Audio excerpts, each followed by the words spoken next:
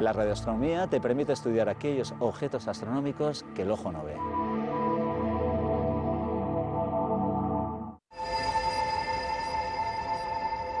La radioastronomía es la rama de la astronomía que estudia la emisión de aquellos objetos astronómicos que emiten longitudes de onda de radio. Las longitudes de onda de radio no son más que una sección del espectro electromagnético que va desde las longitudes de ondas submilimétricas, pasando por las milimétricas, las centimétricas, decimétricas y hasta llegar al metro. La gran ventaja que ofrece la radioastronomía respecto a otras longitudes de onda, la primera es obvia, es que podemos observar de día. No necesitamos la oscuridad para poder observar, al contrario de lo que ocurre, por ejemplo, en el óptico. Y otra gran ventaja es que la atmósfera es transparente a las longitudes de onda de radio. Precisamente, la limitación de las submilimétricas y de los metros viene impuestos por capas de la atmósfera que impiden que la radiación pueda atravesarla. Cuando nos vamos a submilimétricas tenemos la troposfera, que impide que longitudes de onda inferiores a lo que sería la décima del milímetro pueda atravesar la atmósfera y pueda ser detectada, y cuando nos vamos a los metros es la ionosfera la que nos limita, porque la cantidad de electrones que están almacenadas en la ionosfera dispersa esa luz e impide que podamos concentrarla y detectarla. La radioastronomía comenzó de una forma casual. Un ingeniero, cuyo nombre era Karl Jansky, que trabajaba para la empresa Bell Telephone, intentaba determinar las razones por las que tenían interferencias en las medidas que ellos realizaban. Intentaban caracterizar las antenas que fabricaban en esta empresa. Pronto detectaron que esta radiación venía de una zona muy concreta del cielo, que era el centro de nuestra galaxia, y este fue el origen de la radioastronomía.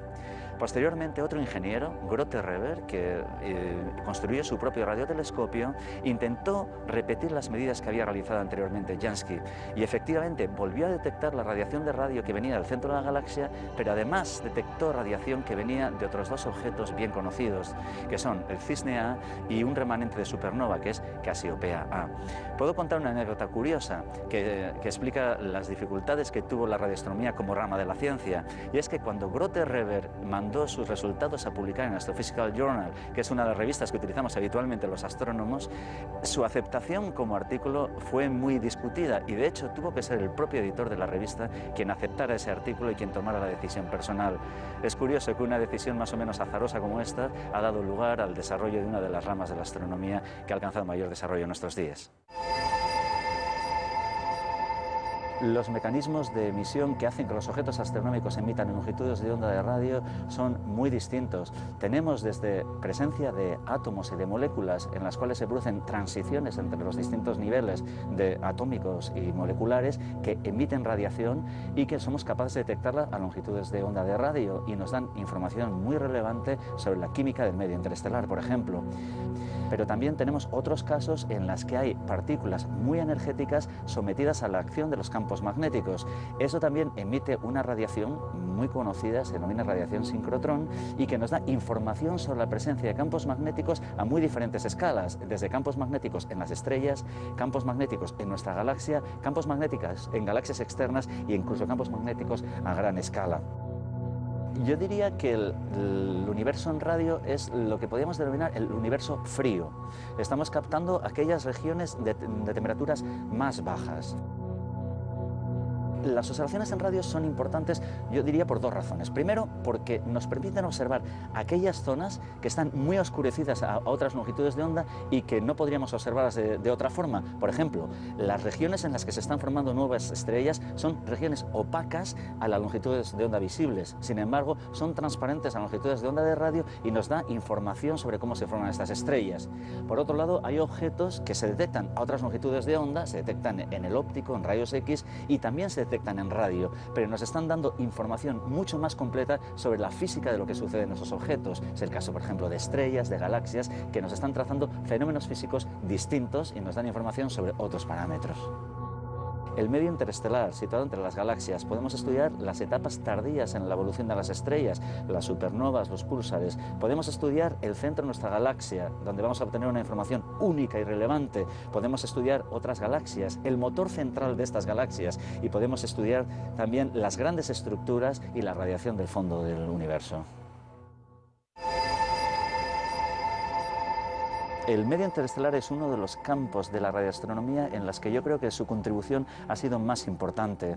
Podemos obtener información de la presencia de gas atómico, que tiene una temperatura de unos menos 200 grados aproximadamente, la presencia de gas molecular, que son regiones mucho más frías, con temperaturas del orden de menos 260 grados, y la presencia también de gas ionizado en torno a regiones calentadas por estrellas, etc. En el medio interestelar hemos observado todas estas componentes. Con el estudio del gas atómico, lo podemos estudiar a través del hidrógeno atómico, podemos medir, por ejemplo, las curvas de rotación de nuestra propia galaxia o de otras galaxias.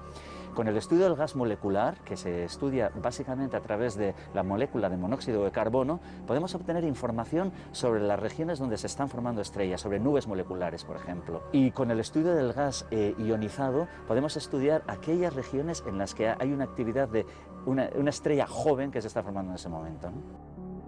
Hemos descubierto más de 100, 200 especies químicas, especies muy complejas en las que hay componentes muy variados. Hemos detectado especies que contienen hidrógeno, que contienen carbono, que contienen oxígeno, que contienen también elementos atómicos más complicados como magnesio, etc.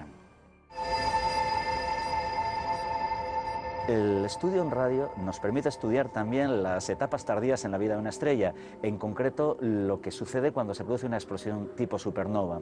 Lo que nosotros en radio vemos es la interacción entre el material que ha sido eyectado, expulsado después del colapso que da lugar a la supernova, con el medio circunestelar que rodea a la estrella debido a la existencia del viento presupernova. Esta interacción entre lo que la eyecta y el viento presupernova da lugar a una estructura muy característica, que es una estructura de tipo cáscara esférica y que además es una de las contribuciones únicas que nos da la radioastronomía, porque únicamente la radioastronomía tiene la resolución angular suficiente para captar esta estructura tipo cáscara esférica. Cuando la supernova está suficientemente cercana y es suficientemente brillante, somos capaces de detectar esta estrella y vemos cómo se va expandiendo. Somos capaces de medir la velocidad de expansión, cómo se va decelerando, y ello además nos permite caracterizar los perfiles de densidad tanto del viento presupernova como del material que ha sido eyectado, y además nos permite también caracterizar los campos magnéticos típicos que aparecen en el material que rodea a las estrellas. Un púlsar corresponde a las últimas etapas en la vida de una estrella. Cuando una estrella explota en forma de supernova, deja un resto en su interior que en determinadas condiciones de masa está asociado a lo que denominamos un púlsar. Fueron descubiertos por Jocelyn Bell y Anthony Hewitt en el año 1967, y lo que descubrieron fue que existía una radiación periódica que aparecía y desaparecía con un periodo fijo. De hecho, este descubrimiento valió un premio Nobel, es uno de los pocos premios Nobel que se ha obtenido en radioastronomía. Ya con el tiempo se pudo descubrir que esta radiación pulsada estaba asociada a estrellas de neutrones que estaban rotando y que además tenían un tamaño muy pequeño, de unos cientos de kilómetros, y unos campos magnéticos altísimos. También algo muy particular de los púlsares es que tienen una densidad muy alta, del orden de 150 millones de veces la densidad del agua. La emisión en radio se debe a la presencia de electrones muy energéticos, viajando a velocidades muy próximas a la velocidad de la luz, que cuando están sometidos a la acción de los campos magnéticos tan intensos como son los de los púlsares, emiten radiación muy concentrada en un pincel. Si este pincel está rotando, como sucede en los púlsares, que son estrellas en rotación, dan la imagen de la radiación de un faro, una radiación pulsada. Cuando observamos una galaxia en radio, vemos una morfología muy diferente de cuando la observamos en el óptico. Para empezar, detectamos el gas, que no se detecta en el óptico, y que además ofrece una información muy relevante, por ejemplo, para trazar los procesos de interacción entre diferentes galaxias. Existen otros tipos de galaxias en los cuales la emisión radio nos proporciona también una información fundamental. Son los denominados núcleos activos de galaxias, que son regiones en las que emiten gran cantidad de energía en sus regiones centrales, en lo que serían los motores centrales de las galaxias, que albergan en su interior un agujero negro, pero supermasivo, en lugar de millones de masas como tienen el agujero negro en nuestra galaxia, del orden de miles de millones de soles en su interior. Estas galaxias emiten grandes chorros de energía que viajan hasta distancias de miles de millones de años luz. Una de las grandes aportaciones que ha hecho la radioastronomía ha sido el estudio del centro de nuestra galaxia. Me explico. En el centro de nuestra galaxia existe gran cantidad de polvo. Ello hace que la radiación que se emite en el óptico está completamente absorbida. Únicamente la radioastronomía nos permite penetrar este velo y estudiar lo que está sucediendo allá adentro. Y nos ha permitido conocer todo tipo de estructuras, la presencia de campos magnéticos, la presencia de gas, etc. Pero quizás el resultado más espectacular es la detección del objeto central de nuestra galaxia, un objeto que se denomina Sagitario A estrella y que es un agujero negro que tiene una masa de unos 4 millones de veces la masa del Sol. Además, observaciones interferométricas en radio con una resolución angular única nos han permitido detectar que este objeto tiene un tamaño que es inferior a una unidad astronómica. Una unidad astronómica es el tamaño de la distancia media entre la Tierra y el Sol, es decir, un objeto tremendamente compacto. La radioastronomía nos proporciona también información muy relevante sobre el origen del universo. Esta información fue obtenida de modo casi anecdótico. Dos ingenieros de la empresa Bell Telephone, la misma empresa en la que trabajaba Carl Jansky, descubrieron que había, cuando estaban realizando un cartografiado de la emisión de nuestra galaxia a 7 centímetros, encontraron que había una emisión constante que provenía de todas las regiones del cielo, que además era muy homogénea y muy fría, del orden de menos 270,3 grados, que estaba contaminando su mapa de la galaxia. Esta radiación se descubrió a posteriori que corresponde al residuo de la gran explosión original, lo que habitualmente conocemos como Big Bang, y les valió su reconocimiento con el Premio Nobel de Física. La radiación en radio es la que menos se atenúa en su viaje a lo largo del espacio, con lo cual pensamos que si hay una civilización que nos está enviando señales, estas deberán venir en forma de longitudes de onda de radio. Esta es la razón por la que los proyectos SETI utilizan radioantenas, porque la radiación se atenúa muy poco a estas longitudes de onda. Un telescopio en radio no tiene nada que ver con un telescopio en el óptico. Son estas grandes superficies parabólicas de varias decenas de diámetros que seguro que habéis visto en películas de televisión o en fotografías. La ventaja de tener un mayor diámetro en el radiotelescopio es que son capaces de detectar cada vez objetos más débiles y cuanto mayor sea su tamaño, somos también capaces de discernir detalles más finos en los objetos astronómicos. Existen numerosos radiotelescopios en el mundo. Aquí mismo, en Granada, tenemos un radiotelescopio de 30 metros situado en Sierra Nevada que trabaja a longitudes de onda milimétricas. Y yo creo que muchos ciudadanos, tras haber visto la película Contact, quizás se hayan llevado a engaño. Nosotros los radioastrónomos no escuchamos la radio, no escuchamos sonidos. Las ondas de sonido son una cosa, son unas ondas que necesitan para propagarse un soporte, un medio, que puede ser el aire o puede ser el agua.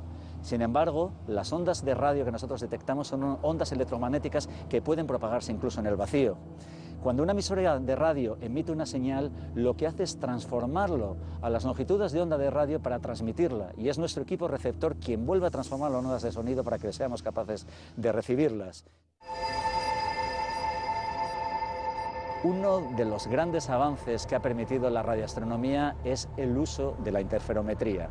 La capacidad de discernir detalles en un objeto astronómico mejora con el diámetro del telescopio. Cuanto más grande es el telescopio, más dentro somos capaces de meternos dentro de ese objeto astronómico. De este modo, si nosotros vamos teniendo telescopios de decenas de metros, centenas de metros, hacemos una especie de zoom, nos metemos en el interior del objeto. Por ello nos interesa tener telescopios cada vez más grandes, pero hay una limitación física. No podemos construir telescopios de un diámetro superior al centenar de metros aproximadamente.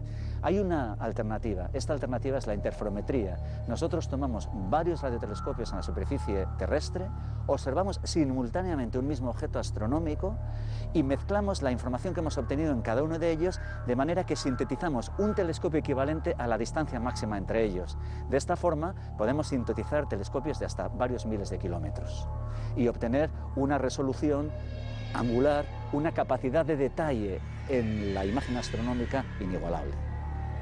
Si observáramos un objeto astronómico simultáneamente con un telescopio situado aquí en Granada y otro en California, tendríamos una capacidad de detalle que sería equivalente a observar el diámetro de un euro que lo estuvieran sujetando con los dedos en San Sebastián visto desde Granada.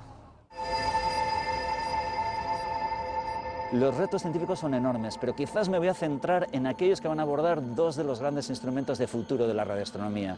Uno es el interferómetro ALMA, que trabajará en longitudes de onda milimétricas y submilimétricas, que es donde emiten el gas y el polvo, por lo cual los retos van a estar asociados a cuál es la composición química de las estrellas en formación o cuál es la distribución del gas en las galaxias que se están formando también. Por otro lado está el interferómetro SK, que trabajará a longitudes de onda centimétricas y que este se va a centrar más en las primeras etapas en la formación de las galaxias y de las estrellas, incluso en cómo van evolucionando las galaxias a lo largo de la historia del universo. Mi fascinación por la radioastronomía y más concretamente por la radiointerferometría viene por el hecho de estar siempre en la vanguardia de los retos tecnológicos y afrontando problemas astrofísicos que únicamente pueden ser resueltos por esta técnica. Pues por pura casualidad, estaba trabajando en un laboratorio en la Universidad de Zaragoza en temas de física de estado sólido y un radioastrónomo llamó a mi puerta y me convenció para iniciar mi labor de investigación en la radioastronomía.